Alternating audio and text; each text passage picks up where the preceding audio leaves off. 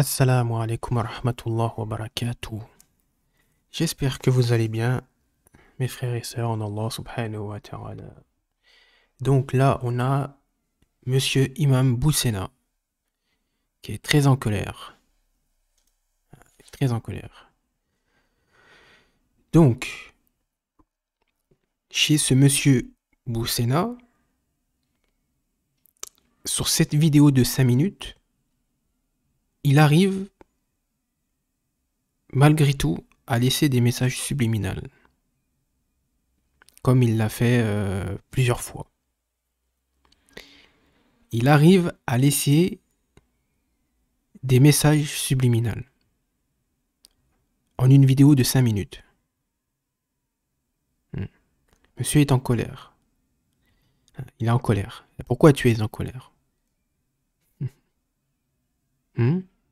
Avec tout l'argent que tu as pris aux musulmans. Tu es en colère. Donc, il y a un message subliminal. Vous allez l'observer, Inch'Allah. On va regarder la vidéo rapidement. Et j'ai laissé ce post. Boussena a laissé un énième message subliminal dans sa dernière vidéo. Pour ceux qui ont bien observé. Qui peut me donner la réponse? Mes frères et sœurs en Allah. À votre avis. Avant de regarder cette vidéo, est-ce que vous avez la réponse? Quel est ce message subliminal qu'il a laissé? On va l'observer ensemble. On le répète, mais certains ne veulent pas écouter malheureusement. Et ils reviennent nous voir, ils reviennent vers nous après la catastrophe. Je suis un peu en colère aujourd'hui. En colère contre moi-même, en colère contre certaines et certains. Pourquoi? Parce que nous n'écoutons pas.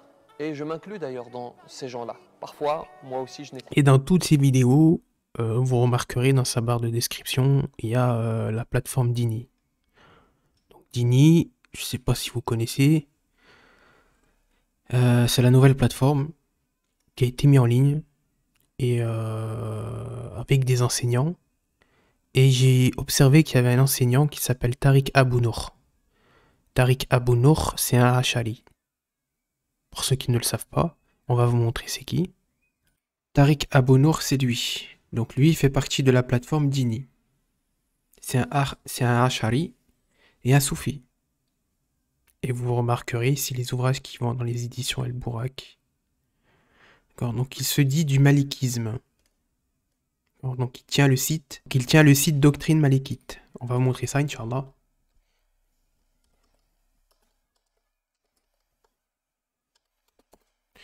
Alors, Doctrine Malikite.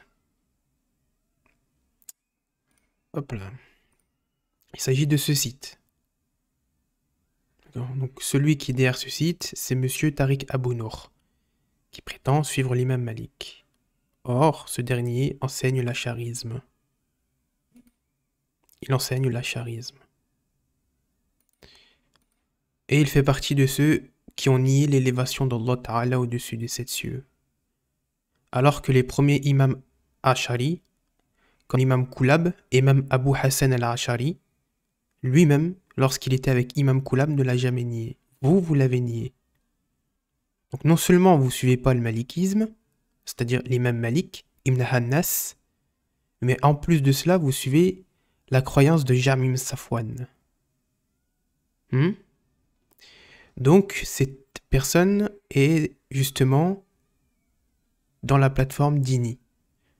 Voyez? Il est dans la plateforme Dini. Donc faites attention. Après, je ne sais pas ce qu'il enseigne exactement dans cette plateforme. Mais faites attention, lui, c'est un Ash'ari. Voilà.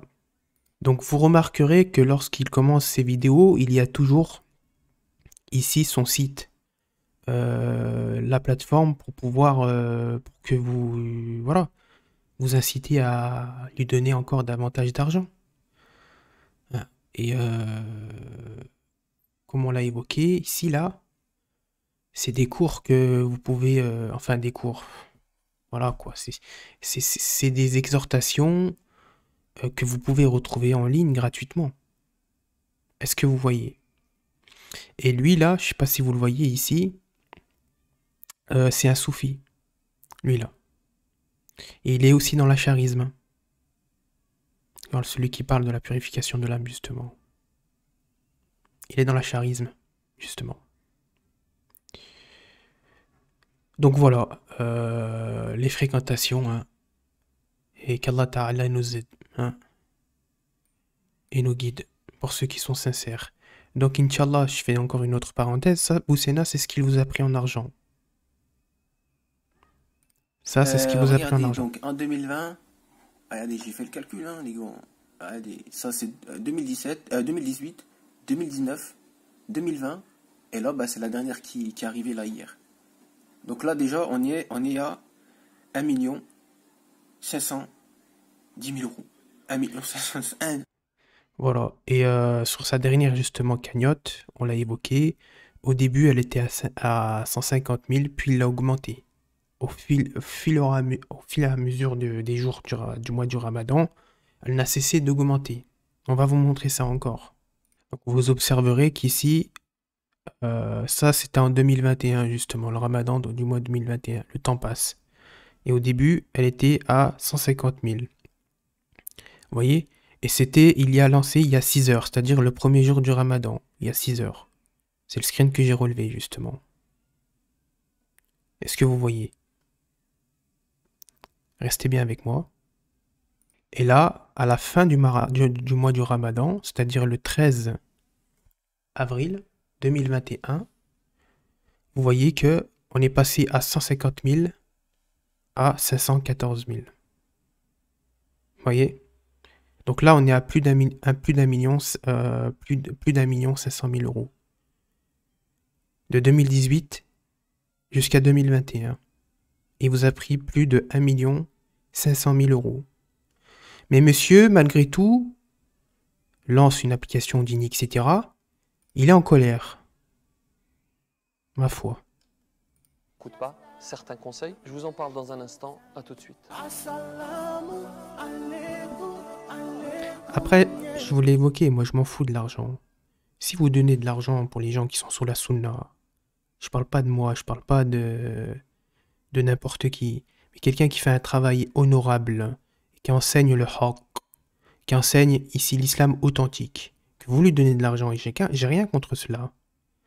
Mais là, vous financez des personnes qui mentent sur Allah et son messager en réalité, et qui s'attaquent subtilement à la da'wa salafia, comme on va le voir ici, encore, une nouvelle fois.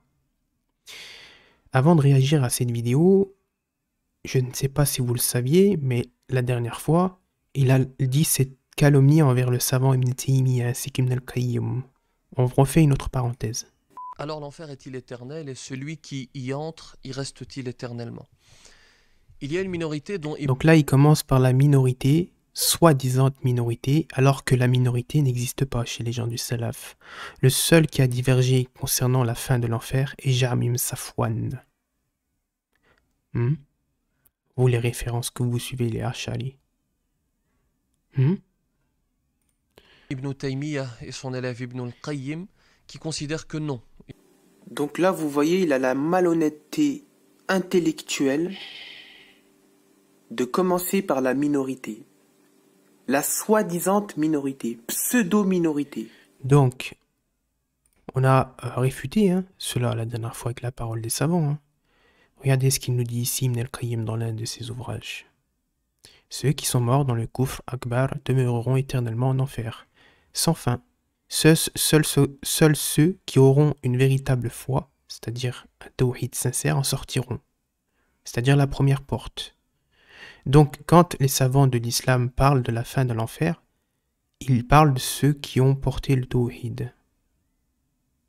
Ceux qui avaient une foi sincère dans leur cœur.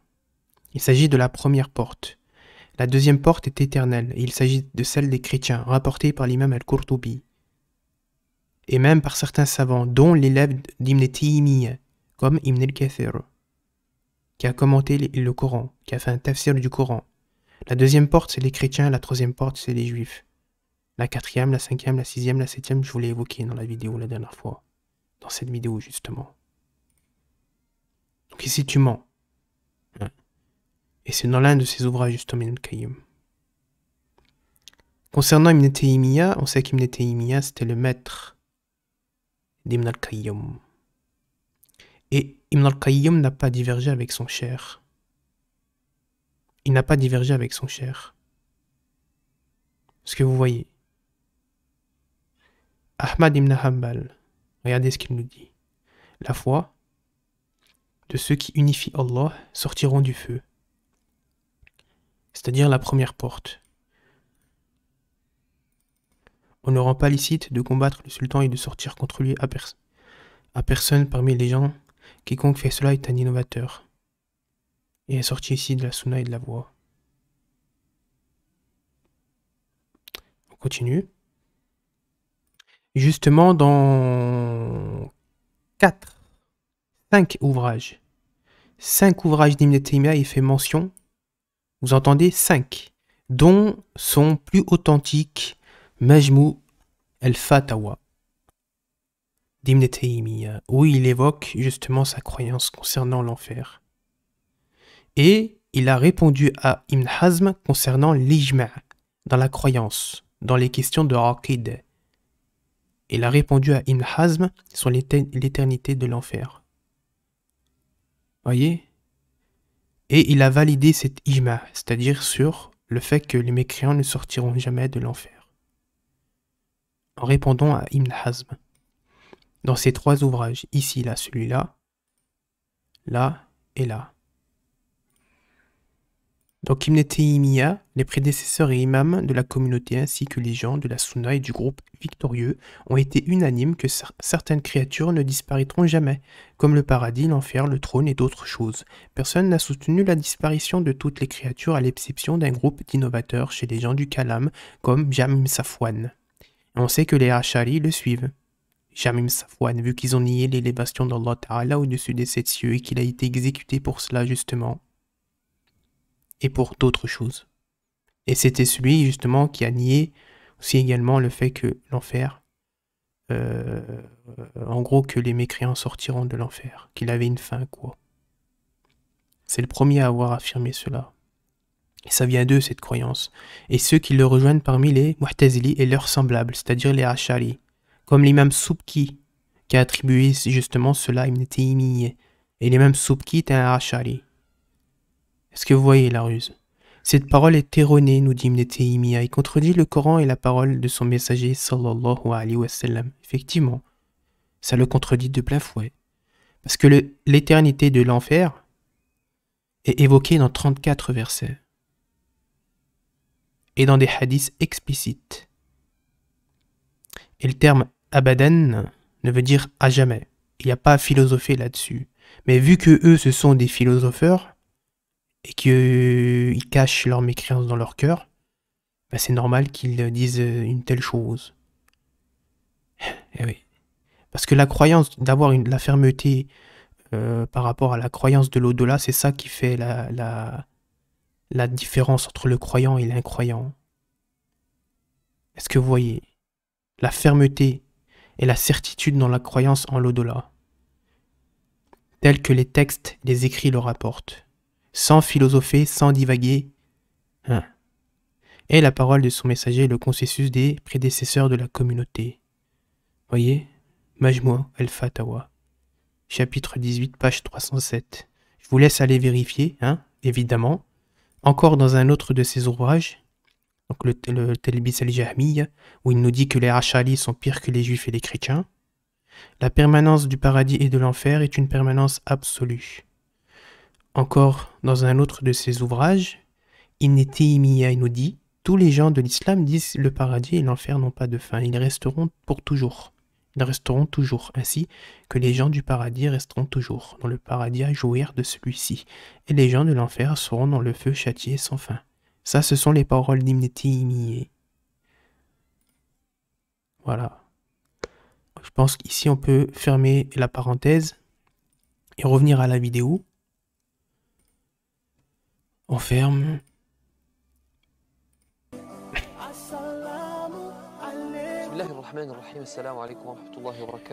Bonjour à toutes et à tous, Dieu dit dans le Coran. ومن آياته أن خلق لكم من أنفسكم أزواجا لتسكنوا إليها لتسكنوا إليها وجعل بينكم مودة ورحمة إن في ذلك لآيات لقوم يتفكرون. J'ai reçu le message que je vais vous lire dans un instant de la part d'une sœur. Elle nous dit: Salam alaikum imam, je vous demande pardon. Donc c'est là son message subliminal. Donc il faut savoir que lui, c'est le... Il fait un peu comme Hassan Hussein, hein, avec ses... Sauf que lui, Hassan Hussein, c'est plus avec ses mains qui fait qui fait des messages subliminaux. Il fait des cornettos, des cis, des... Vous voyez, hein, sa gestuelle, Hassan Hussein, hein, il est toujours à faire des mouvements... hein. Eh ben lui, il fait des messages subliminaux, mais à l'oral en fait. Comme il l'a fait la dernière fois ici. En fait, il l'a mis en tout petit. Écoutez, s'il vous plaît. Tout petit. Il aurait dû le faire encore plus petit, le screen. Subhanallah. Regardez le screen. Ça, c'est le screen justement que cette page, je ne sais pas si vous connaissez cette page, c'est la page des Malikites de France, premier site francophone, blablabla. Donc ce site, justement, qui suivent l'acharisme dans la croyance, qui ont mis en garde contre M. Boussena et Ismaël Mounir. Ils ont dit que c'était des wahhabites, salafis wahhabites, du coup. Et ce screen, ça vient de eux, en fait. Justement, le screen qu'il a mis ici, donc ils se revendiquent du malikisme, donc c'est eux. Bien évidemment, ils ne suivent pas l'imam Malik dans la Aqidah, hein, d'accord. Et dans le fiqh, on voit qu'il y a des choses qui sont discutables, hein, d'accord. Hein. En plus, ils suivent une secte soufie. Hein, qui sont les Halawi, hein, pour eux. Donc, bref, ceux qui ont fait celui qui a fait le screen, d'ailleurs, c'est Monsieur Halal El-Kouani, sur Monsieur Boussena, en le disant que c'était un wahhabite. donc, ils disent que Monsieur Boussena est un wahhabite. C'est quand même assez stupide de dire une telle chose, quand même. Donc ça, c'est le screen, justement, de Monsieur Halal El-Kouani. D'accord, que vous voyez ici. Donc on va essayer de le lire, hein, même si c'est tout petit. Il aurait dû le faire encore plus petit. On va pas tout lire, hein, d'accord, regardez. Donc le wahhabisme... Alors, tac, attendez. Les maturidiques, etc. Le wahhabisme... Je pense que c'est compliqué ici. Hein. Pourquoi il a mis un screen comme ça? Ils invitent à la croyance wahhabite. La fille. Voilà, donc en gros, le groupe des Malikites, ils disent que lui, c'est un salafi. Il fait partie de la secte des salafis. Est-ce que vous voyez? Et lui, il va répondre, il va dire, pour celui qui me connaît, il sait que je suis bien loin de ses idées. Mais c'est quoi être un salafi? C'est quoi la da'wa salafia? Elle est reliée au prophète sallallahu alayhi wa sallam, la da'wa salafia. Elle est reliée aux compagnons du prophète sallallahu alayhi wa sallam, la da'wa salafia. La da'wa salafia vient de la famille du prophète sallallahu alayhi wa sallam, à travers le grand imam revivificateur de son siècle, Mohammed ibn Abd al-Wahhab, dans la péninsule arabique. C'est quoi la da'wa salafia? Par rapport aux 73 sectes. C'est quoi la da'wa salafia? Elle est reliée à qui? Donc il dit, lui, je suis bien loin de ses idées. Il dit que je suis bien loin de ses idées. Mais dans la croyance, tu suis quoi alors? Parce que la da'wa salafia, on l'a évoqué. C'est l'islam selon sa saine compréhension. Que ça soit dans le comportement, que ça soit dans la compréhension des textes, que ça soit dans la croyance. C'est tout ça la da'wa salafia. À la reine innovée. À la reine innovée. Hein? C'est pour ça que vous verrez jamais ce jeune homme faire une vidéo sur Mohammed ibn Abd al-Wahhab. Donc il dit, je suis bien loin de ses idées. Il dit.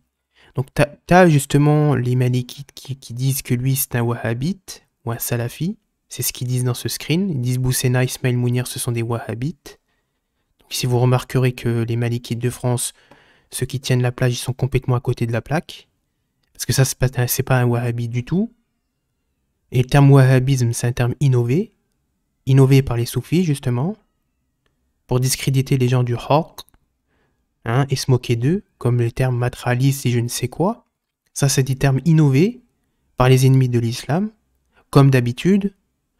Hein. Et là, ils disent que lui, ce serait un wahhabite ou un salafi. Et il répond, c'est-à-dire aux malikites, en disant qu'il dit, en gros, qu'il est bien loin de ses idées. Mais c'est quoi que tu suis dans la croyance si t'es loin de ses idées dans la croyance, tu suis quoi, toi?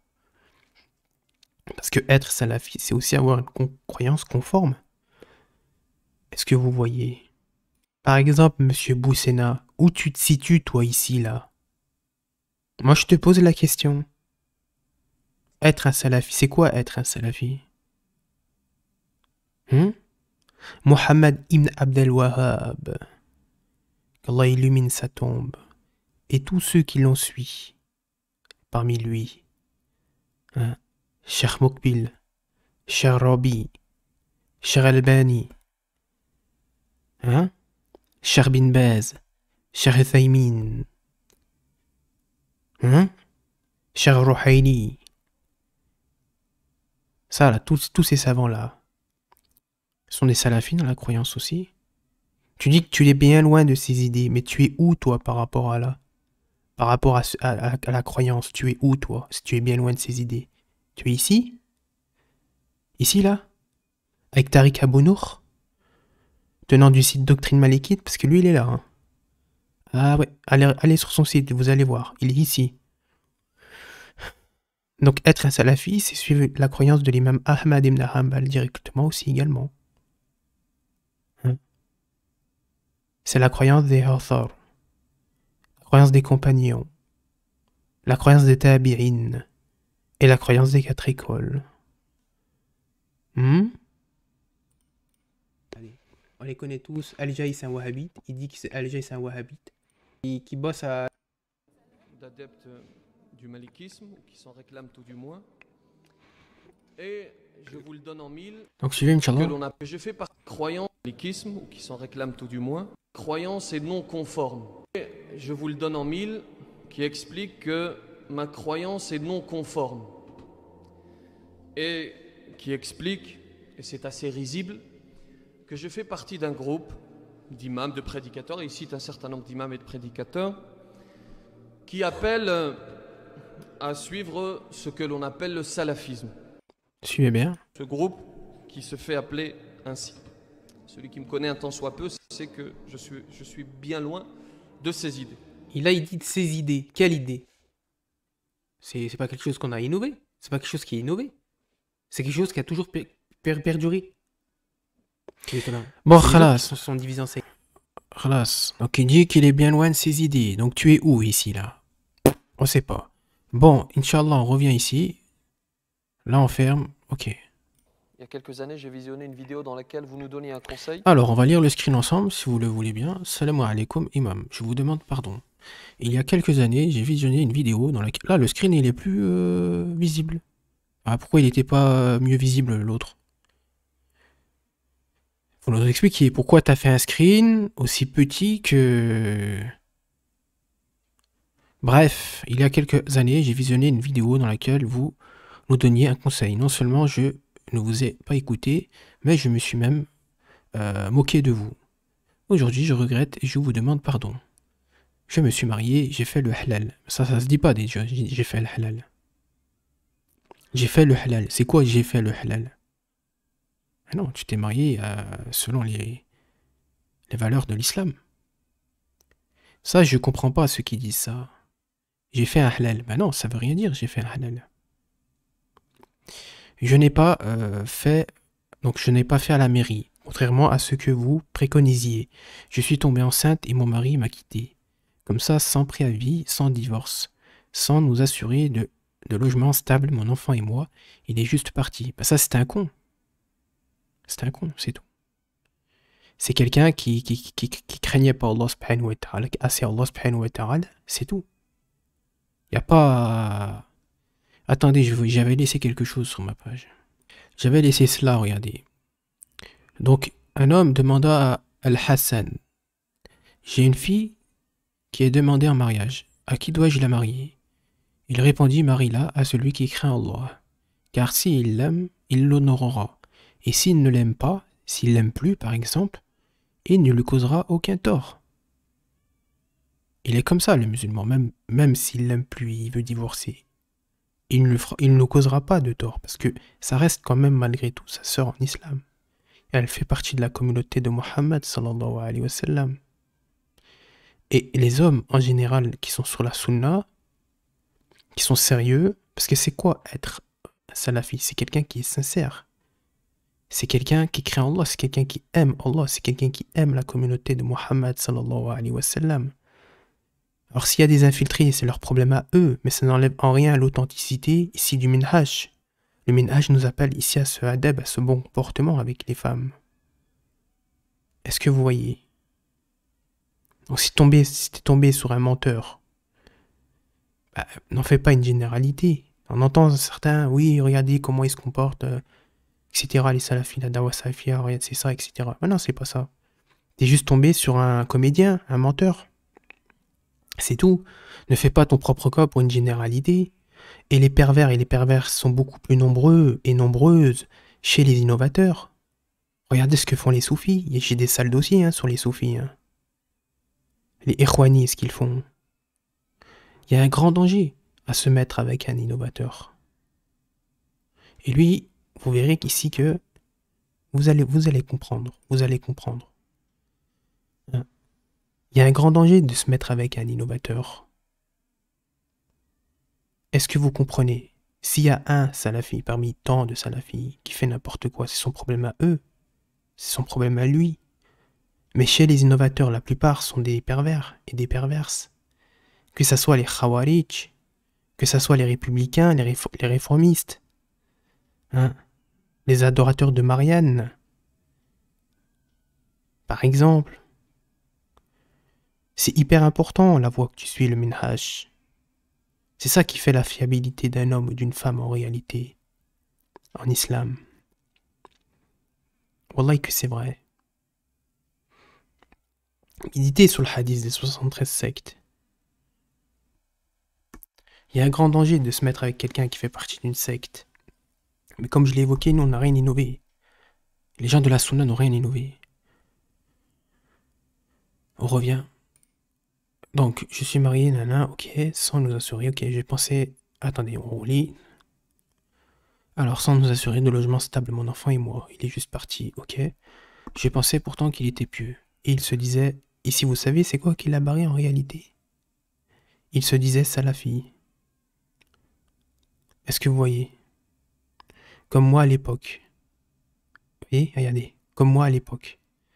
Vous voyez comment il essaye d'attaquer la darwa salafia? Alors que tout le monde peut se prétendre salafi. Est-ce qu'on est d'accord? Mais c'est quoi la dawa salafia? Qu'est-ce qu'elle revendique, la dawa salafia? Elle revendique quoi comme valeur? Oui. Qu'est-ce que ça revendique comme valeur? Qu'est-ce que ça revendique?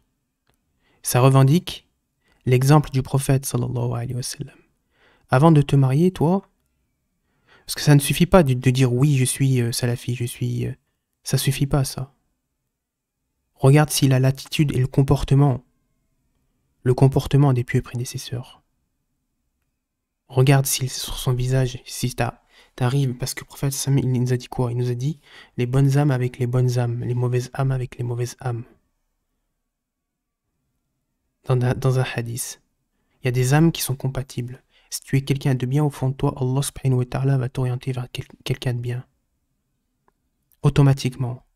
Il y a beaucoup plus de personnes pervers et perverses chez les innovateurs que dans la darwa salafia. Il y a beaucoup plus d'hommes et de femmes sincères dans la darwa salafia. Et c'est là où tu attaques la darwa salafia. C'est que tu nous fais croire que ça, c'est propre. Le fait de trahir comme ça ses engagements envers une femme, c'est propre ici au salafi, c'est-à-dire à la dawa salafia. Alors qu'il y a beaucoup plus de pervers et de perverses chez les ikhwani, chez les khawarij, chez les ashari, chez les soufis, et chez toutes les autres sectes que j'ai évoquées sur ma chaîne. Les soufis, qu'est-ce qu'ils font les soufis? Ils se marient avec des chrétiennes. Ils sont polygames mais avec des chrétiennes, avec des juives. Ils s'échangent leurs femmes, les soufis. Ils s'échangent leurs femmes. Alors, tu le dis pas ça, toi. Là, Wallah, je jure par Allah qu'il attaque, qu'il attaque justement la Darwa Salafia. Regardez, je pensais pourtant qu'il était pieux. D'accord? Et il se disait Salafi. Il faut savoir que les Takfiris se disent Salafi aussi.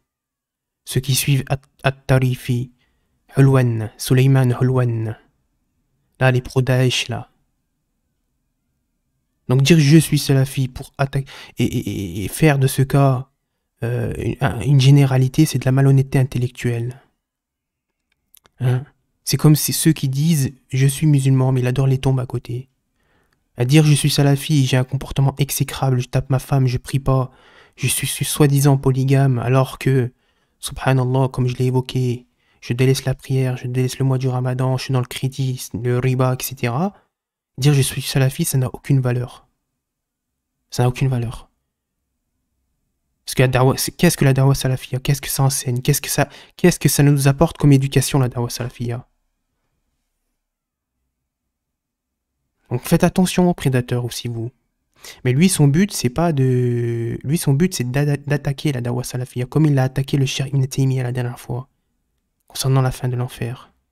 Et il lui a attribué des avis erronés, en disant Ibn Taymiyyah a utilisé le verset « Ils demeureront pendant des siècles successifs ». Et son élève, Ibn al-Kassir, a répondu à ce verset.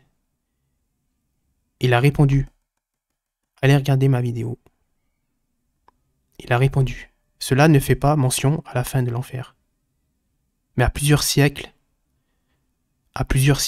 qui auront, c'est-à-dire les habitants, ils auront des châtiments différents. Un coup le froid, parce qu'on sait qu'il y a le froid en enfer, il y a des châtiments qui sont différents en enfer. C'est pas que du feu. Et c'est pas que du froid aussi également. Il y a plusieurs types de châtiments. Les savants de l'exégèse ont expliqué ce verset, dont l'un des élèves de l'imam Ibn Taymiyyah. Et toi, tu as prétendu que c'est Ibn Taymiyyah qui a utilisé ce verset pour dire que l'enfer, il a une fin. Tu attaques ici comme ça, de cette manière, la Darwa Salafia et les Salaf. Mesquin que tu es. Regardez, je pensais pourtant qu'il était pieux. Il se disait Salafi, comme moi à l'époque. Je suis maintenant, regardez, comme moi à l'époque, c'est-à-dire qu'elle a quitté la Salafia, la sœur. C'est ça dont tu fais allusion, ici, là? Regardez, il se disait Salafi comme moi à l'époque. Comme Ndaïari. Hein? Alors? Je suis maintenant obligé de lancer une action au fin de moi je me fie pas à ça là. Moi je me fie jamais à ça. Moi je veux rencontrer la personne, explique-nous maintenant, et je vais rencontrer l'homme et la femme pour voir tout ça si c'est vrai. Parce qu'on peut inventer des choses comme ça là. C'est trop facile de faire ça. Ça se trouve, c'est lui qui a fait son propre screen et il l'a mis ça là. C'est possible. Je suis maintenant obligé de lancer une action contre les... Je vous demande juste d'invoquer Allah subhanahu wa ta'ala pour moi, etc. Non seulement je ne vous ai pas écouté, mais je me suis même moqué de vous. Aujourd'hui, je regrette, je vous demande pardon. Je me suis marié, j'ai fait le halal, je n'ai pas fait la mairie, contrairement à ce que vous prétendez. Ça veut rien dire, j'ai fait le halal. Je suis tombée enceinte et mon mari m'a quitté. Comme ça, sans préavis, sans divorce, sans... Quelqu'un qui est dans la salafia, qui a bien compris son dîn, qui a bien compris sa religion, qui connaît la valeur de la femme, qui a une croyance ferme en l'au-delà, qui sait qu'il va rendre des comptes, etc. Wallahi, je jure par Allah subhanahu wa ta'ala, que tous les hommes sincères qui font partie de la Da'wa Salafia sont ceux qui vont prendre le plus soin des femmes, même s'il est polygame. Même s'il est polygame. C'est eux qui vont prendre le plus soin des femmes. Je jure par Allah subhanahu wa ta'ala.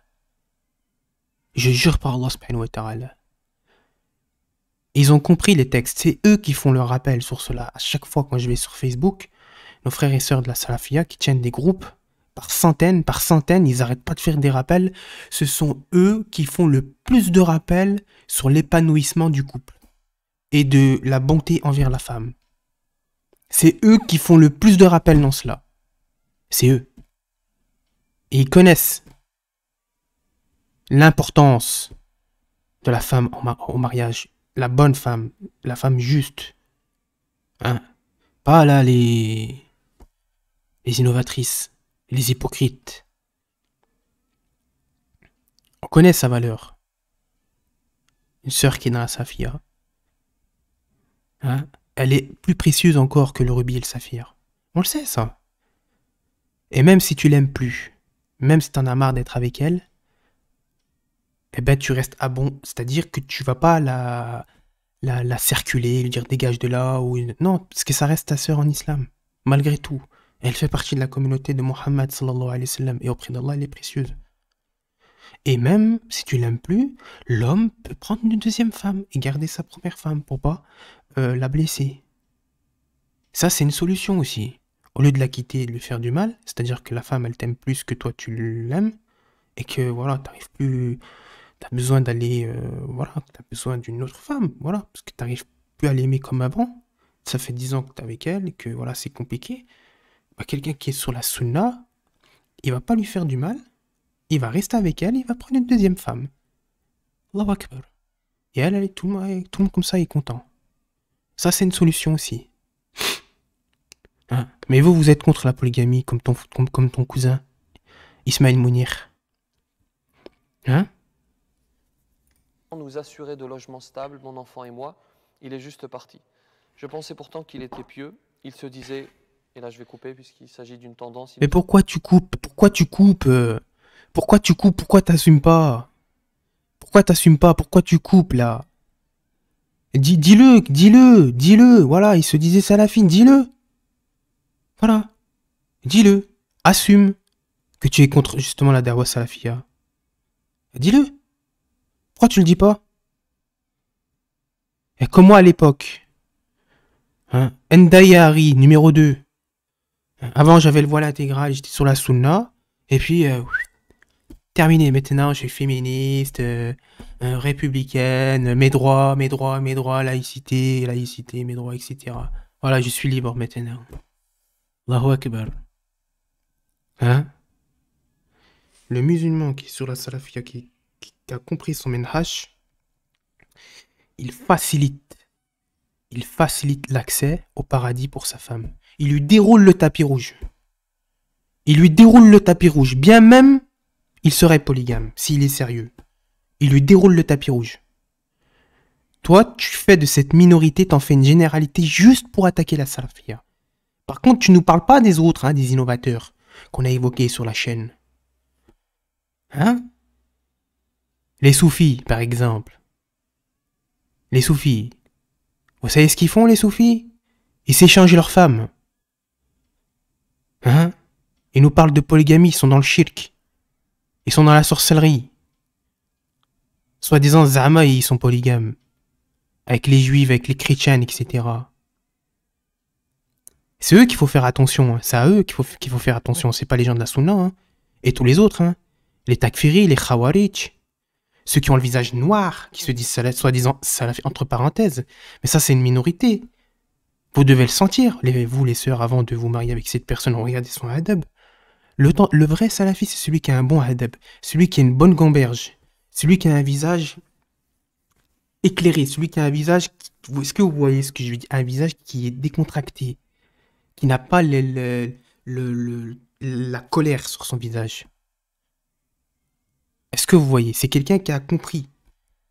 Hein, les hadiths du prophète, le meilleur parmi vous, ce sont ceux qui se comportent mieux avec les femmes. Celui qui a un bon comportement, il peut arriver à un degré, c'est-à-dire que celui qui jeûne toute la journée et qui prie toute la nuit, juste par ton bon comportement, tu peux avoir la même récompense que celui qui jeûne toute la journée et qui prie toute la nuit. Juste avec ton comportement. La Da'wa Salafi a bien compris cela. C'est eux qui le comprennent le mieux, ça. Regardez. C'est terrible, hein. C'est une vidéo de 5 minutes. Je pensais pourtant qu'il était pieux. C'est quoi la piété? C'est quoi la piété, barakallahu fikum? C'est quoi la piété? La piété, c'est la crainte d'Allah subhanahu wa ta'ala. Quelqu'un qui craint vraiment Allah subhanahu wa ta'ala, même s'il aime plus sa femme au bout de 10 ans, il va la respecter. Et il va pas la mettre dehors. Il va pas la mettre dehors. Il va attendre qu'elle ait une situation adéquate, une bonne situation pour pouvoir partir. C'est-à-dire qu'il va patienter pour elle, mais surtout pour Allah, pour son agrément.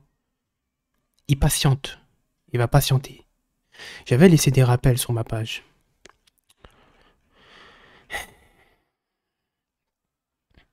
J'ai entendu l'imam Ahmad évoquer son épouse et implorer la miséricorde d'Allah pour elle et dire « Je suis resté avec elle 20 ans. On ne s'est jamais disputé, ne serait-ce que sur un mot. » Ça ici, nos frères et sœurs de Safia ont bien compris cela. C'est ceux qui font le plus de rappels sur cela par rapport au haddab envers son épouse ou ses épouses. La da'wah salafia est reliée au prophète sallallahu alayhi wa sallam. Et notre exemple, c'est le prophète sallallahu alayhi wa sallam. Il y a plus de danger à se marier avec un innovateur qu'avec un homme qui fait partie de la da'wah salafia. Vous minimisez vos chances, en fait, vous minimisez vos chances que votre couple se détruise de 85% en vous mariant justement avec un homme ou une femme qui a un bon minhaj. J'ai dit 85%. Pourquoi j'ai dit 85%? Parce que effectivement, il y a des gens qui se disent salafis, faisant partie de la da'wah salafia, et qui sont en réalité des takfiri, des khawarij, des menteurs, des prédateurs. Est-ce que vous voyez? Mais il ne faut pas en faire une généralité. De la cité, il se disait comme moi à l'époque. Je suis maintenant obligé de lancer une action aux fins de subside avec un avocat pour obtenir une pensée de prévenir les jeunes couples si possible. Pardon, je lui pardonne. Ensuite, je demande à Allah subhanahu wa ta'ala de lui faciliter. Les imams ont de l'expérience, mais malheureusement certains n'écoutent pas. Alors je vais vous dire, dans n'importe quel pays, fût-il musulman, il est obligatoire d'officialiser le mariage. Même si vous allez au Maroc, en Algérie, en Tunisie, en Arabie Saoudite, vous ne pourrez pas officialiser votre mariage si vous ne passez pas devant l'État. Essayez d'aller... Si vous voulez le faire, faites-le. Il n'y a pas de problème. Maintenant, moi j'ai une question à te poser. Est-ce qu'à l'époque, on utilisait l'État pour se marier? Réponds juste à cela. Parce que là, toi, tu mets en avant la mairie. Mais à l'époque, les relations hommes-femmes étaient mieux que maintenant. Elles étaient beaucoup mieux que maintenant. Pourquoi, à votre avis, aujourd'hui, il y a des problèmes par rapport à la relation homme-femme? C'est parce que c'est la société qui nous véhicule des choses négatives et néfastes. C'est ce qu'il y a autour. Est-ce que vous voyez, c'est pas le din. Si toi, tu as bien compris ton din, si tu as bien compris ta religion, si tu as bien compris le minhaj, la salafia, bah, crois-moi que ta femme, tu vas pas être injuste envers elle. T'as pas besoin de la mairie si tu es quelqu'un de fiable dans ta religion et que tu as compris ta religion. Donc à l'époque, il n'y avait pas besoin de la mairie, est-ce qu'on est d'accord? Si vous voulez aller à la mairie, faites ce que vous voulez. Mais ici, je vous pose la question. Il y a 100 ans, il n'y avait pas besoin d'aller à la mairie pour se marier. Et ça n'enlève en rien la fiabilité. C'est pas ça qui fait la fiabilité d'un mariage. À l'époque, nos grands-parents, vous verrez ils ont plus de 70 ans, ils sont toujours ensemble. Ils n'ont pas connu cela. Dans les pays musulmans, justement. Ils n'ont pas été une seule fois à la mairie. Et pourtant, ils sont toujours ensemble. Vous allez faire ce qu'on appelle le halal et vous allez voir, vous allez constater que ce n'est pas possible. Alors pourquoi est-ce que c'est nécessaire? Oui, en France, c'est compliqué. C'est compliqué en France. Oui, effectivement.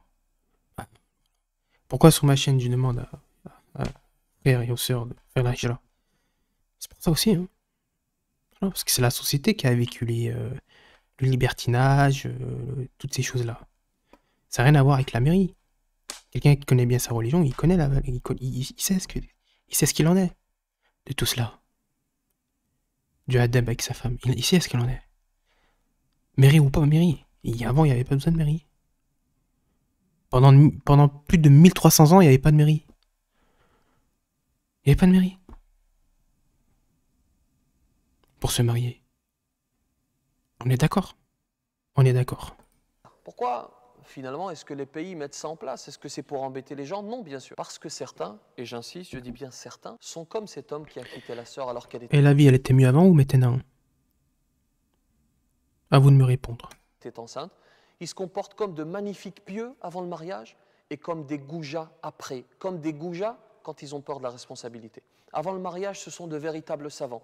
Ils te citent un certain nombre de versets, de hadiths, pour te prouver que le passage à la mairie est interdit en islam. Et après le mariage, malheureusement, il n'y a plus personne, il n'y a plus rien, plus de hadiths, plus de versets, plus de raisonnement, plus rien. Ils prennent juste la fuite. Ah, c'était bien de se marier, c'était bien, c'était magnifique. De se marier, de faire le halal, d'avoir des rapports intimes. Ah, c'était top. En revanche, quand il s'agit d'assumer, vous fuyez comme des lâches. Parce que si c'est comme ça que vous agissez, et que vous ne vous repentez pas, et que vous ne regrettez pas, et que vous n'essayez pas de réparer votre mal, vous êtes des lâches.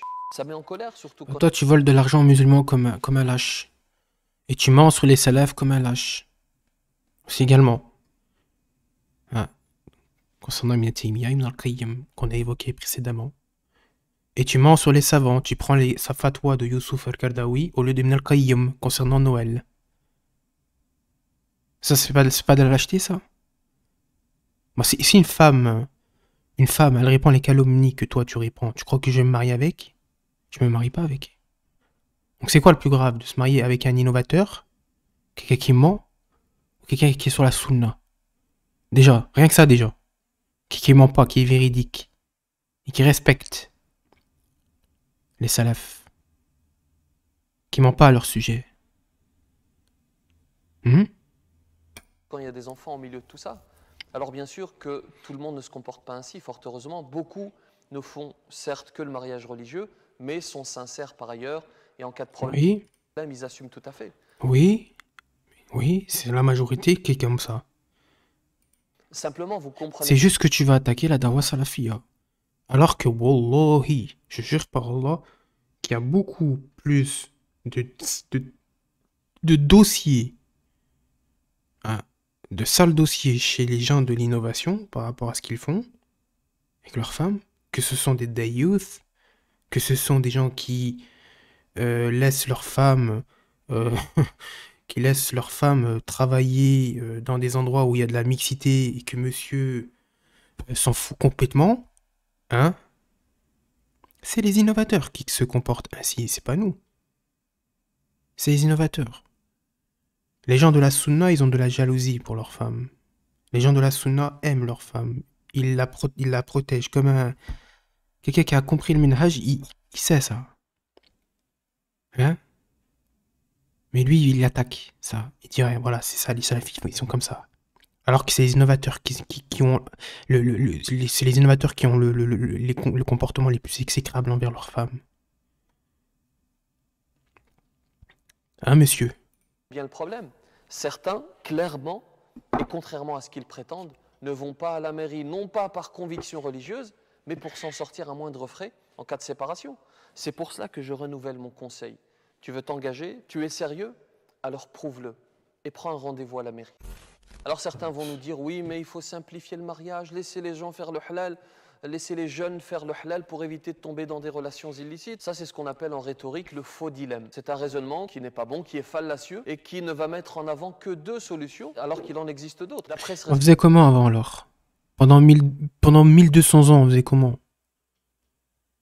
Hein? Les relations hommes-femmes, elles étaient mieux avant ou maintenant?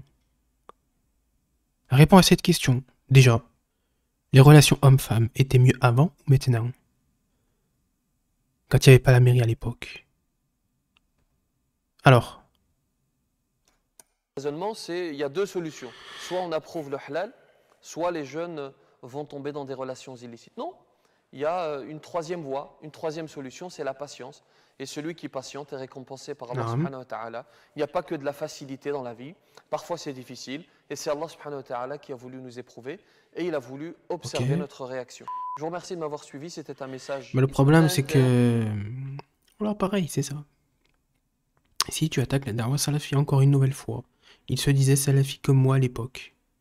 Comme moi à l'époque, c'est-à-dire... La sœur, elle est dans quoi maintenant?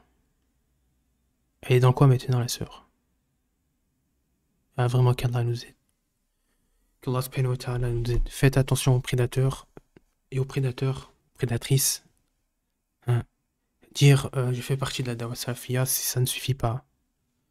Dawa Salafia, c'est un comportement, c'est une éthique, c'est moralité. C'est quelqu'un qui cherche à ressembler au prophète sallallahu alayhi wa sallam, bien qu'on ne sera jamais le prophète sallallahu alayhi wa sallam. On essaye de lui ressembler. On essaye. Que ça soit 30, 40%, peu importe. On essaye de prendre exemple sur lui. Le salafi a compris les textes et les hadiths du prophète concernant la valeur de la femme.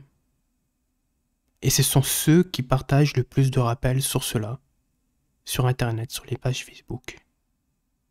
Qu'il y a des prédateurs, c'est leur problème à eux. Mais vous devez les reconnaître, les sœurs, les prédateurs, dans leur manière, dans leur façon d'être. C'est ça qu'il faut observer d'abord. C'est pas seulement le minhaj, c'est aussi le comportement, l'aura qu'il dégage. Vous devez le sentir cela. Et demander à Allah si c'est un mari authentique.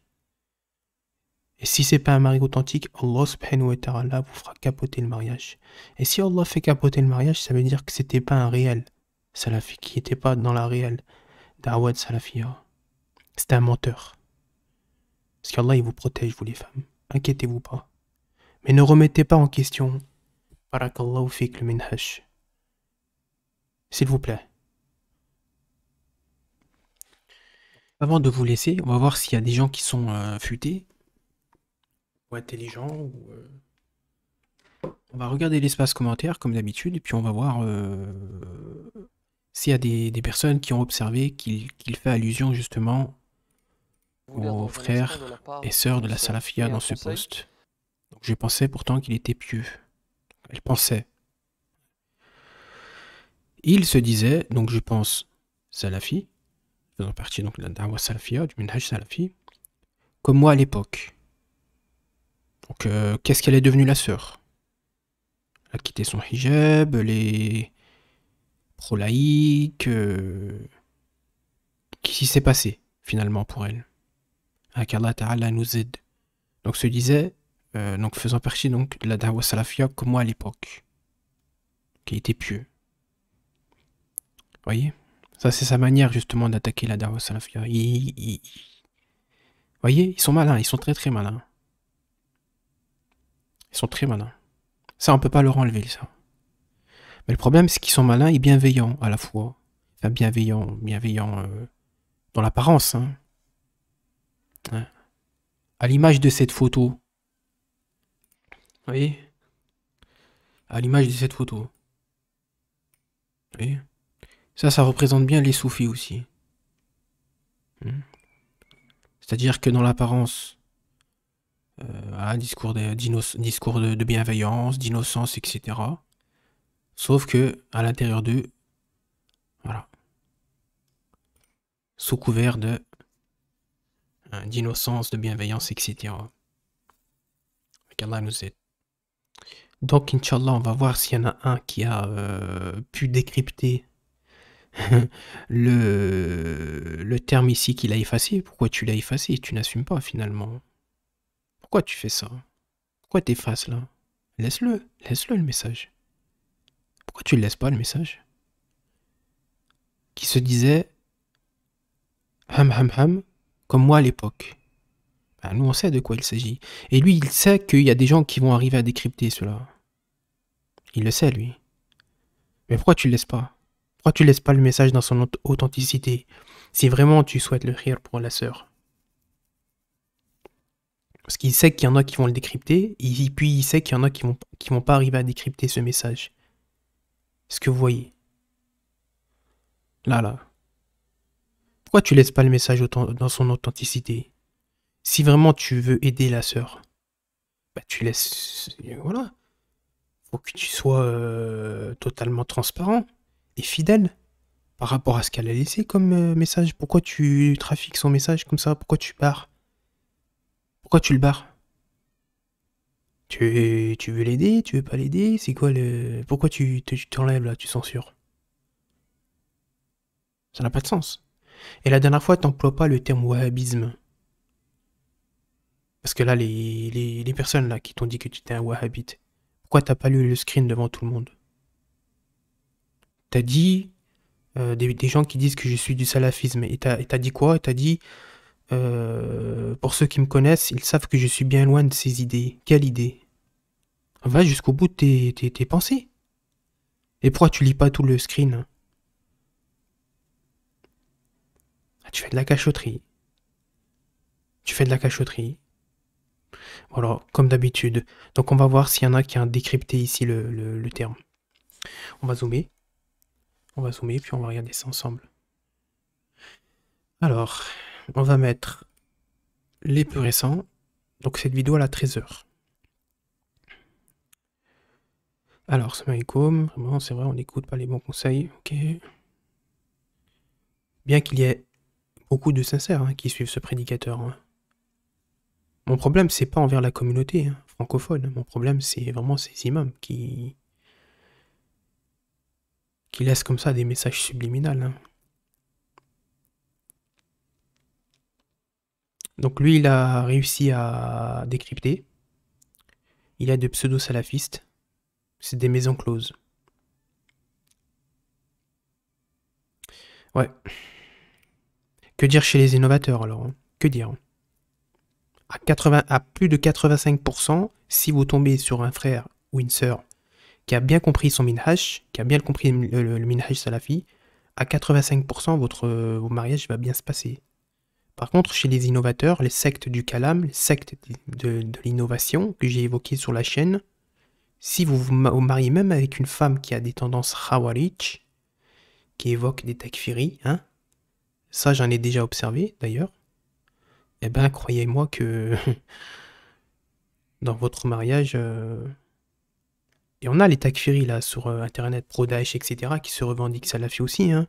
Donc c'est à vous de faire attention à regarder le adab des gens pour voir si vraiment il a bien compris le minhaj. Bien comprendre le minhaj, c'est pas seulement la croyance, c'est aussi l'éthique, hein, c'est le comportement. Donc dire pseudo-salafiste, c'est malhonnête, c'est malhonnête. Alors est-ce qu'il y en a d'autres qui ont pu observer cela, pu décrypter le message? Alors, tac, tac, tac. Ok.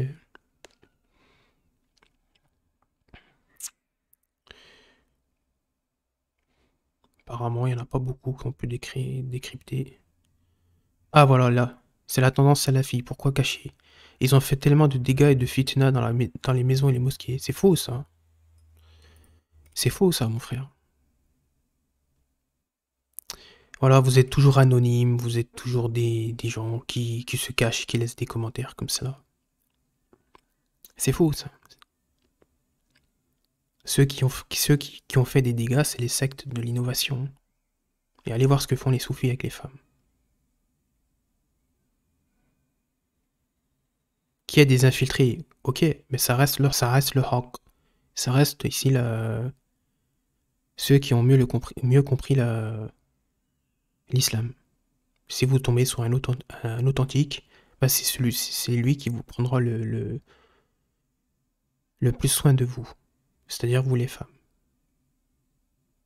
Et qui ne va pas vous mettre des ambiguïtés, qui va vous enseigner la bonne aqidah, le bon tawhid, et qui va vous faciliter l'accès au paradis. Par la même occasion. Et même si un jour il ne vous aime plus, il va toujours être juste avec vous. Parce qu'il a bien compris son minhaj, justement. Ce que les innovateurs n'ont complètement rien à faire. Parce que la plupart des innovateurs, il y a beaucoup d'innovateurs qui sont hypocrites. Et qui n'ont pas cette croyance ferme en l'au-delà. Ça, j'ai observé cela aussi également. Donc là aussi, hein, Frédéric Jamel, hein, qui a décrypté le message, tu n'étais pas obligé de te taire le fait que le frère se disait salafi. Il y a une différence entre se dire salafi et justement avoir le adab, hein, et bien comprendre le menhaj.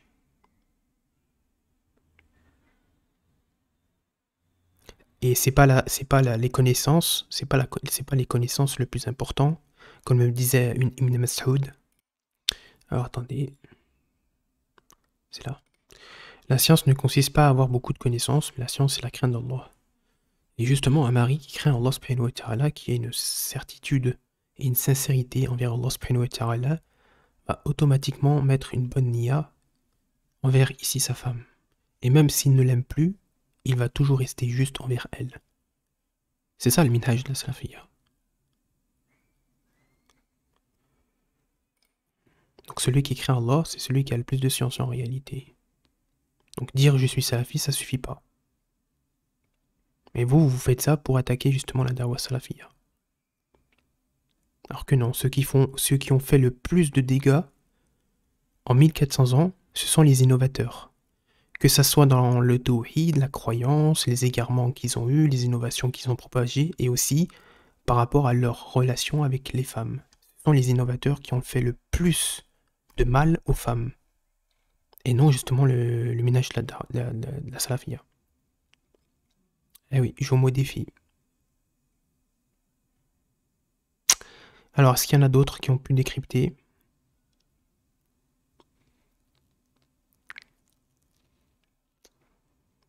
Alors. Après, si vous voulez vous marier à la mairie, vous faites ce que vous voulez. Mais mairie ou pas mairie, c'est pas ça qui fait la différence. Ce qui fait la différence, vraiment, je vous l'ai évoqué tout à l'heure. Avant, il n'y en avait pas besoin. Hein. C'est la crainte d'Allah. Si les deux personnes s'aiment vraiment en Allah subhanahu wa ta'ala d'un amour sincère, il n'y a pas besoin d'aller à la mairie. Alors, moi j'y suis religieusement marié, ils sont passés par la mairie, ça passe.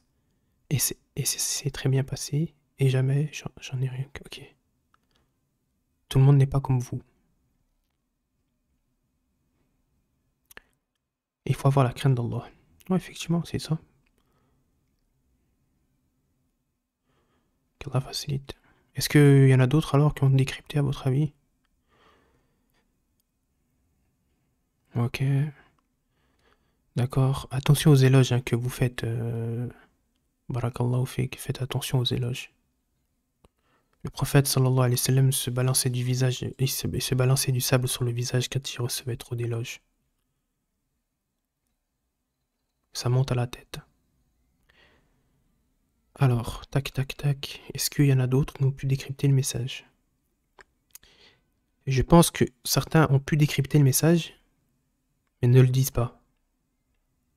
Ils disent plutôt, voilà, c'est un bon travail, etc. Vous avez fait un bon travail. Parce qu'ils savent qu'ils ont pris connaissance justement du message dissimulé pour attaquer justement les frères de la salafiyya. Alors que ce sont les plus authentiques et les plus fiables envers les femmes. À 85%. Je dis bien 85%.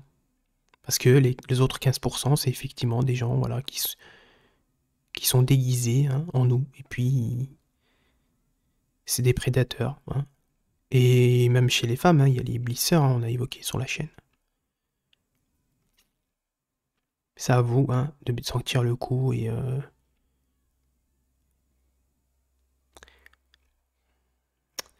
Bon, est-ce qu'il y en a d'autres qui ont pu décrypter le message?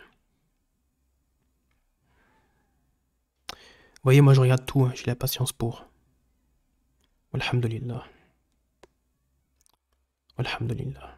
Alhamdulillah. Subhanallah, alhamdulillah, Allahu Akbar. La ilaha illallah. Subhanallah, alhamdulillah, Allahu Akbar. La ilaha illallah. Subhanallah, alhamdulillah. La hawla wa la quwwata illa billah. Voilà, fin des messages. Fin des messages. Donc il y a eu à peu près 3-4 personnes qui ont pu décrypter le message. On retourne en haut. Tac, tac, tac, tac, tac, tac, tac, tac, tac, tac, tac, tac, tac. Désolé pour les yeux. Tac, tac, tac, tac, tac, tac. Voilà, on a tout lu ensemble. Pratiquement. Et il se disait salafi comme moi à l'époque. Voyez? Il se disait salafi comme moi à l'époque. Voilà. Par contre, hein, pour dénoncer les égarements des hizbiyin, des innovateurs, dans la croyance, parce qu'en réalité, tu vas pas être... C'est quoi qui est le plus grave? C'est avoir des innovations, hein, des croyances de shirk, ou la fornication. Attention, je ne suis pas en train de minimiser la fornication. La fornication est un grand péché. Ça sort pas de l'islam. T'as des gens qui sont dans les péchés, t'as des frères qui sont dans les péchés. Effectivement, ils sont dans les péchés. Effectivement. Mais il est plus grave auprès d'Allah subhanahu wa ta'ala de commettre des péchés comme la fornication. Il est moins grave, excusez-moi, de commettre des péchés comme la fornication auprès d'Allah subhanahu wa ta'ala que d'avoir des innovations dans la croyance, dans la aqidah ou dans le tawhid, du shirk caché, comme il est évoqué de la part des savants. Chez tout innovateur se cache du shirk caché. Voilà, il se cache du shirk qui est caché. Mais dans la da'wah salafia, il n'y a pas de shirk qui est caché. Elle est en totale transparence. Est-ce que vous voyez? La fornication, c'est un grand péché, mais ça ne sort pas de l'islam. Donc même en soi, si le mari a été injuste, qu'il a été authentique par rapport à sa aqidah, à son minhaj, c'est-à-dire la salafia, qu'il a eu des lacunes, des manquements par rapport à sa femme, bah c'est bien moins pire auprès d'Allah subhanahu wa ta'ala que celui qui est dans l'innovation.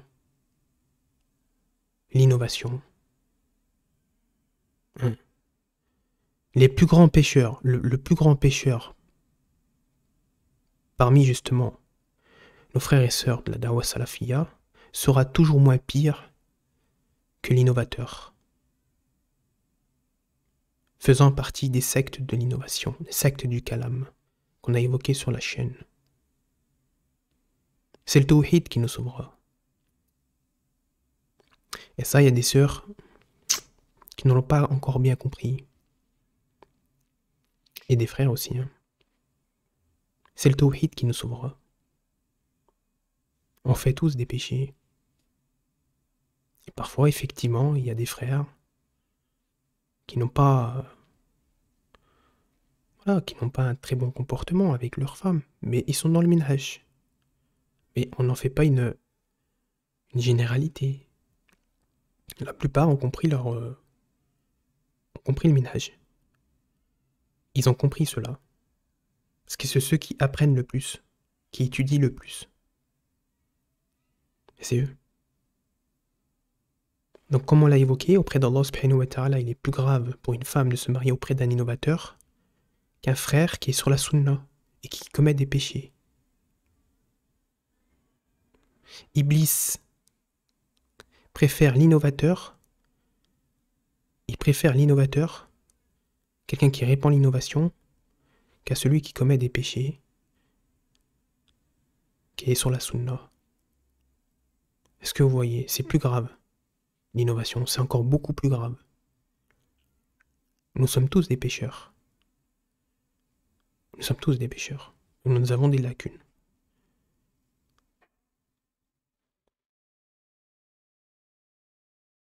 Donc les amis, on va réagir à d'autres commentaires. 2 jours plus tard. Allahu Akbar. Je suis revenu donc dans l'espace commentaire. Effectivement, il y a d'autres personnes qui ont pu décrypter donc le message de ce monsieur, hein, monsieur Bouissena. Et vous allez voir que, regardez, Inch'Allah. Donc ici, on a un commentaire de Isaac qui nous dit « C'est bizarre, mais c'est dans ce madhab, donc dans cette école, en parlant des salafis, où les mecs se sauvent le plus. » Est-ce que vous voyez la propagande qu'il y a en France par rapport à cela? Est-ce que vous voyez? Par exemple, en Arabie Saoudite. En Arabie Saoudite, par exemple. À 95%, 95% des musulmans là-bas suivent la da'wa salafia. 95%. Ils n'ont aucun problème de couple et ils n'ont aucun problème avec la polygamie. Et c'est où les relations hommes-femmes se passent le mieux. En Arabie Saoudite. 95% des musulmans en Arabie Saoudite suivent la da'wa salafia. Alors pourquoi, expliquez-moi, pourquoi la da'wa salafia est diabolisée en France? Pourquoi elle est diabolisée en France? Expliquez-moi. Oui, mais tu es un complotiste. Mais subhanallah, il y a un complot en France. Il y a un complot satanique. Je l'ai évoqué plusieurs fois sur ma chaîne. La France et l'islam est incompatible. Et quand on vous dit qu'il y a des pays musulmans qui acceptent et qui honorent la da'wa salafia, on nous rigole au nez. On nous rigole au nez. Hein? Pourtant, si, il y a des pays musulmans où la sœur qui porte le hijab intégral est respectée, comme en Algérie par exemple.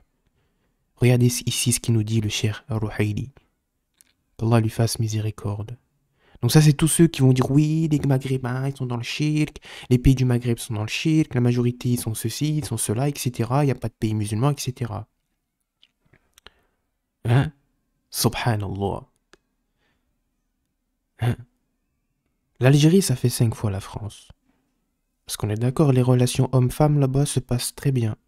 La majorité. Nos grands-parents, plus de 70 ans, ils sont toujours ensemble. Allahu Akbar. Ils se sont vaccinés. Vaccinés avec l'islam.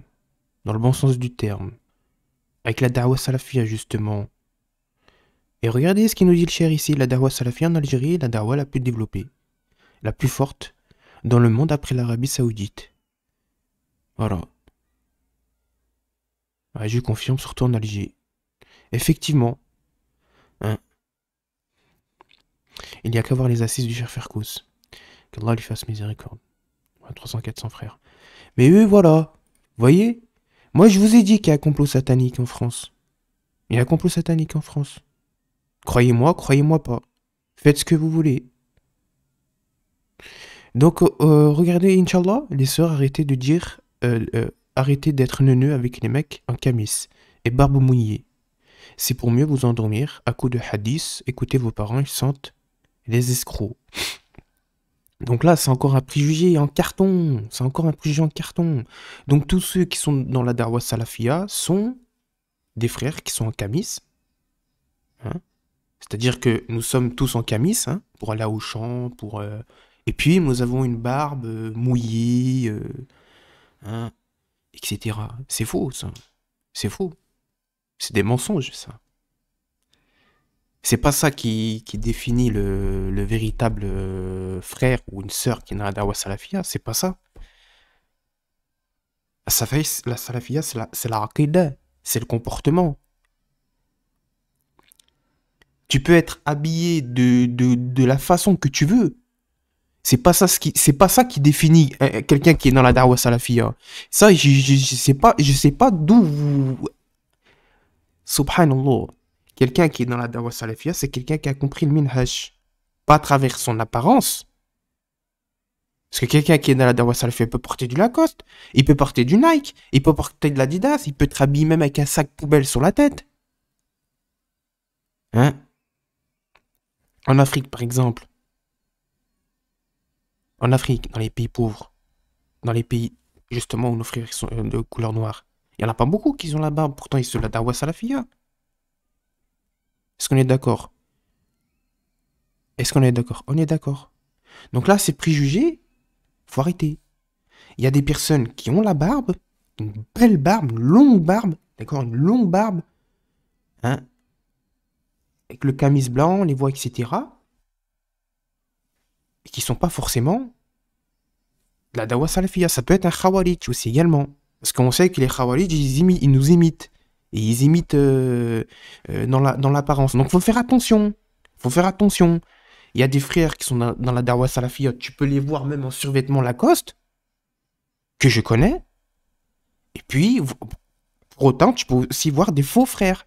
des faux frères qui font partie justement de la secte des Khawarij. Et on sait que les Khawarij, ils se laissent pousser les cheveux aussi, un petit peu comme le prophète sallallahu alayhi wa sallam.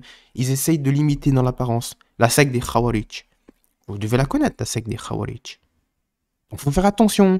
Quelqu'un qui est sur la Da'wa Salafiyya, c'est quelqu'un qui a compris le modèle, l'éthique et le comportement du prophète sallallahu alayhi wa sallam et qu'il essaie de lui ressembler dans sa gamberge, dans sa moralité.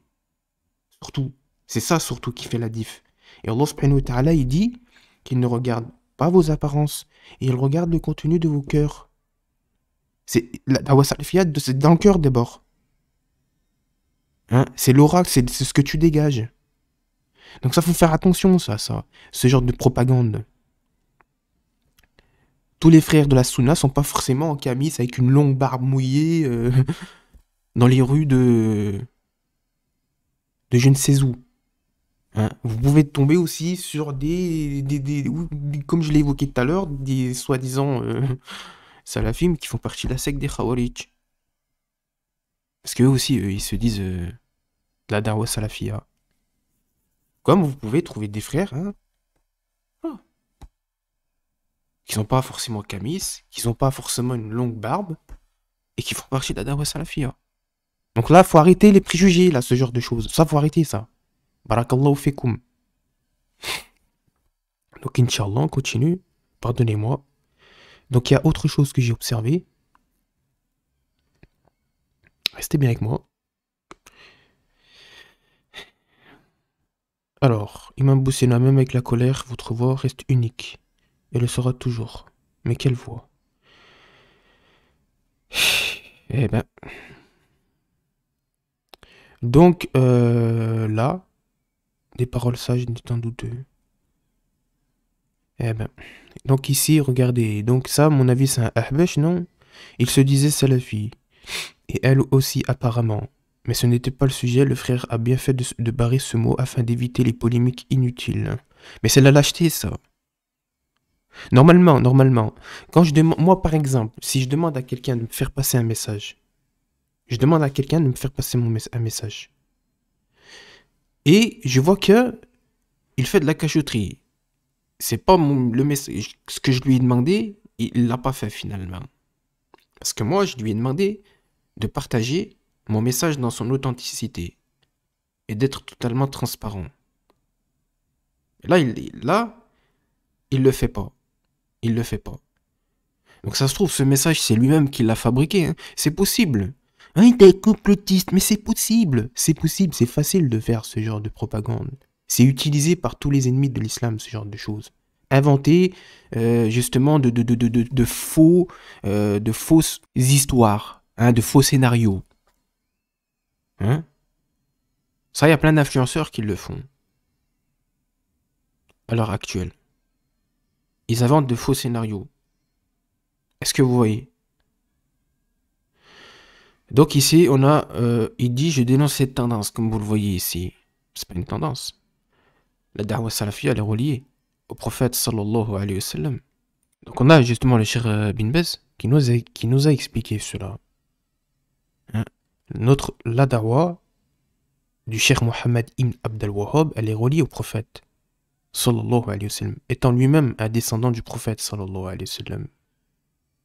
Hein? Donc regardez ce qu'il nous dit ici, le savant, l'ulama. Endure avec patience dans le suivi de la sunna et arrête-toi là où les compagnons du prophète sallallahu alayhi wa sallam se sont arrêtés. Cela veut dire de rien innover. Hein? Dis ce qu'ils ont dit et abstiens-toi de te mêler des choses dont ils se sont abstenus et suis le chemin de tes pieux prédécesseurs. Hein? Car il te suffit ce qui leur a suffi. Hein? As-salaf, as-salih. C'est ça la Da'wa Salafiyya. Rien innover. C'est pas une tendance. C'est les sectes qui autour qui sont les tendances. Et d'ailleurs, je l'ai évoqué plusieurs fois sur ma chaîne. Ça sera le sujet d'une autre vidéo, Inch'Allah, ou ta'ala. On expliquera justement cela. Les 73 sectes dont il est fait mention par le prophète sallallahu alayhi wa sallam. Les juifs se sont divisés en 71 groupes, et les chrétiens se sont divisés en 72 groupes. Et cette communauté, la communauté de l'islam, se divisera en 73 groupes. Tous iront en enfer sauf une. Ils ont dit quelle est, c'est laquelle qui rentrera au paradis, Inch'Allah ta'ala. Il a répondu, celui qui est sur le chemin, le même chemin que moi, celui des compagnons du prophète, sallallahu alayhi wa sallam, et c'est la da'wah de Mohammed ibn Abd al-Wahhab et sa descendance dans la péninsule arabique.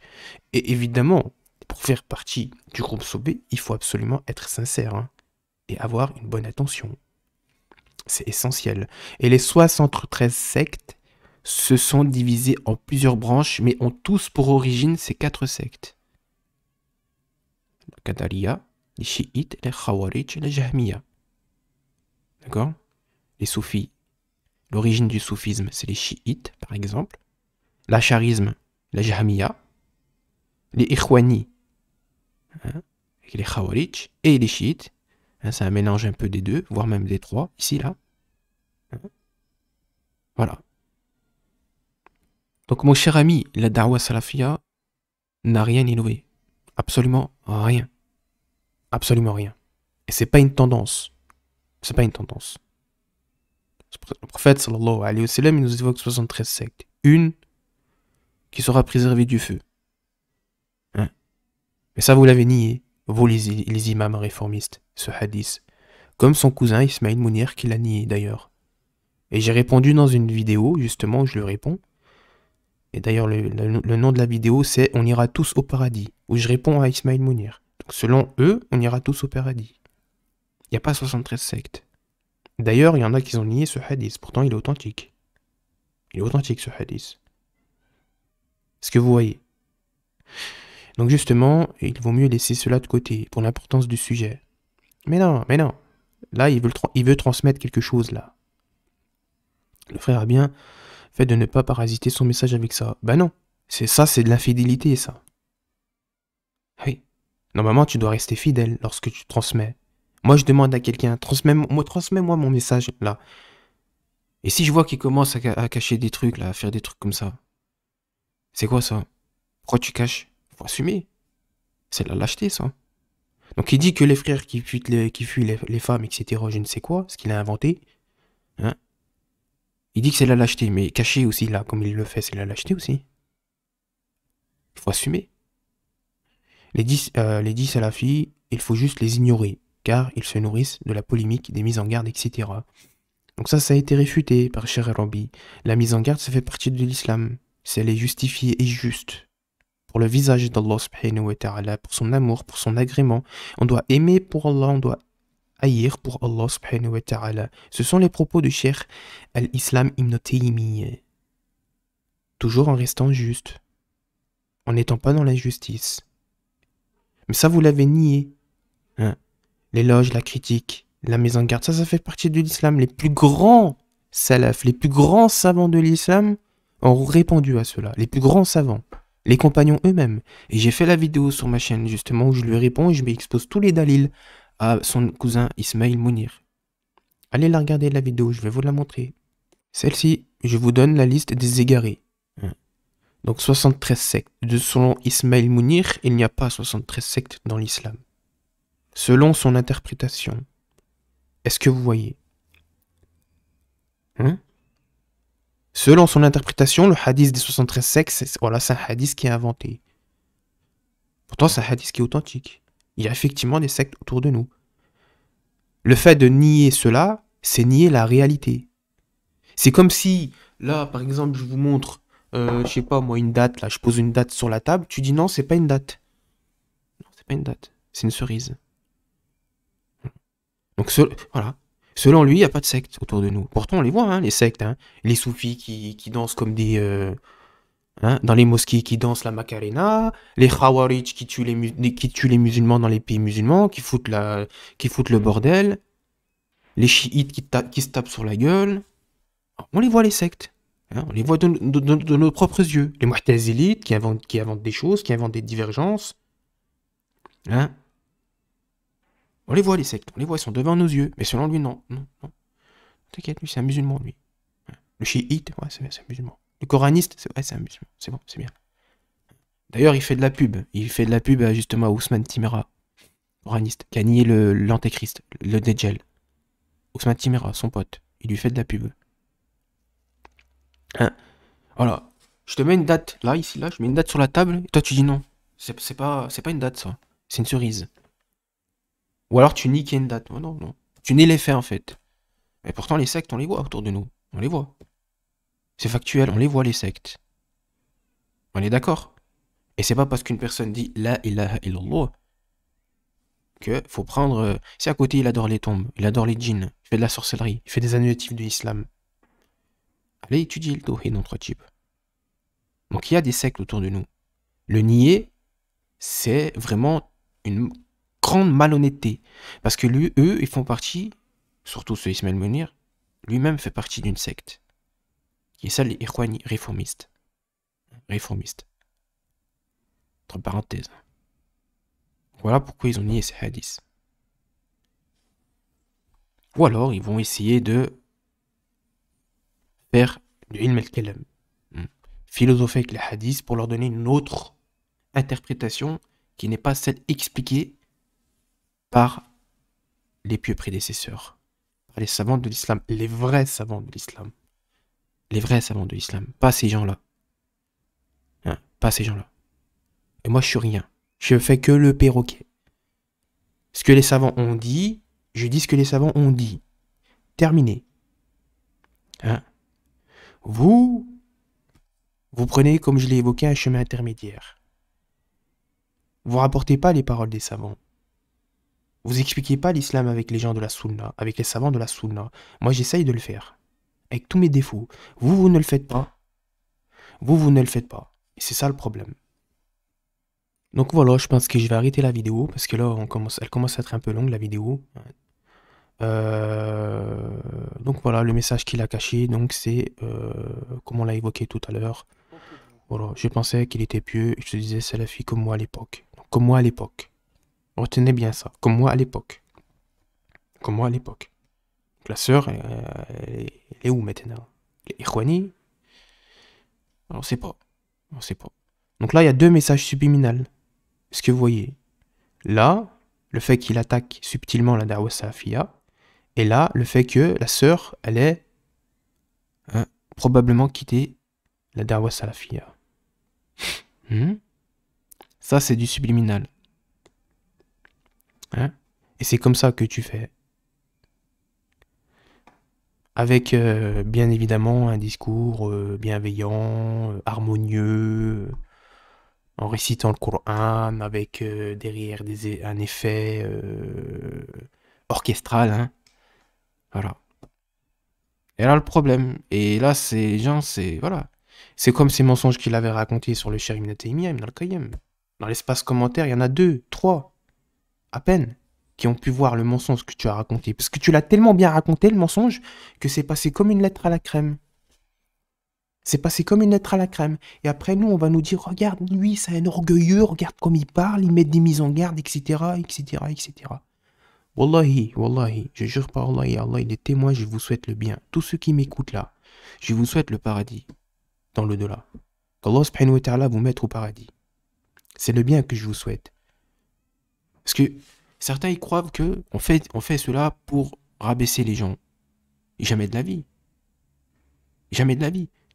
Je fais ça pour vous aider. Pour vous aider. Je fais ça pour vous aider. Et les musulmans, justement, qui sont sur la sunna, ils font ça pour vous aider. Pas pour vous rabaisser. Pas pour critiquer... voilà. Par plaisir. C'est pas un plaisir, moi, pour moi, de faire ça. Je touche pas de l'argent, moi. Lui, il touche de l'argent. Et la plupart des cours que vous pouvez retrouver en ligne, de nos frères, justement, de la sunna, de Salafiyya, ils sont gratuits. Ils sont gratuits. Et ils vous enseignent le haqq. Eux, ils vous enseignent l'ambiguïté, ils vous enseignent des choses qui sont innovées. Et ils vous font payer plus de 30 € par mois pour vous enseigner des choses qui sont... Des contenus qui sont gratuits, des gens en ligne. Donc non seulement ils vous enseignent des choses qu'ils ont déjà enseignées, qui sont gratuits en ligne, mais en plus ils vous enseignent l'innovation. Alors, nos frères, la Salafiyya, ils font un travail monumental. Ils font un travail monstre. Et la plupart de leurs cours sont gratuits. Ils sont gratuits. Ils sont gratuits. Bon, sur ce, salam alaikum wa rahmatullahi wa barakatuh. Allah Ta'ala nous aide.